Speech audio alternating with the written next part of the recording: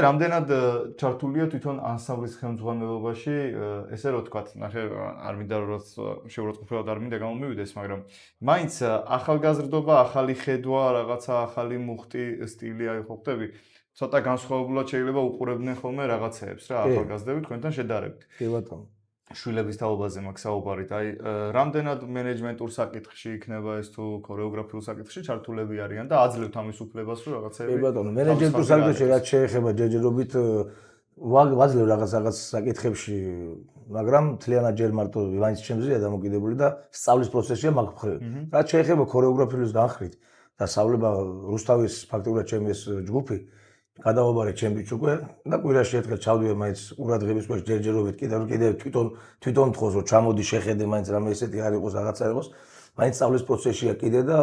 გვერდში რო ვყევარ ალბათ იმის იმედი აქვს თორე თავისთავად არაფრით არ ჭირდება ჩემი დახმარება მაგ შემთხვევაში იმიტომ რომ ყველანაირად გამართულად ნასწავლის პასუხისმგებლობაც არის 30 წელზე მეტი ანსამბლი არსებობს კი როგორც მაგ მხრივ ყურადღების ქვეშ მაინც მაყენებს რომ ჩამოდი ხოლმე და შეხედე მაინც და რაღაც თორე ისე ფაქტურად არ ჭირდება ჩემი დახმარება რასაც ცეგვის დადგმა ქვია მოძრაობის სტილეთი შექმნა ქნია და რაც შეეხება შეჯამებულად აქვს იმიტომ რომ რაღაც გაკეთებას რო აპირებს ამას სახში ვჯელობთ მაჩვენებს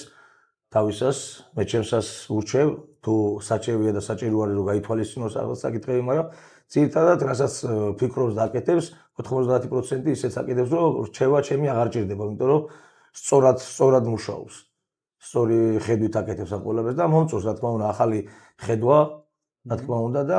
პირიქით თანხმები და ბევრ რაღაცას მეც ვიღებ მისგან.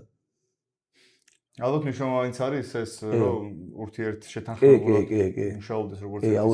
ოჯახი რომ კი ოჯახში ვждები და მაგ საკითხზე განვიხილავთ სანამ ბავშვებთან მივიტანთ რამეს გაკეთება უნდა რამე პროექტს გავაკეთებ და რამე ცეგვის მონახას ვაკეთებ სახში განვიხილავთ ხოლმე ყველა ერთად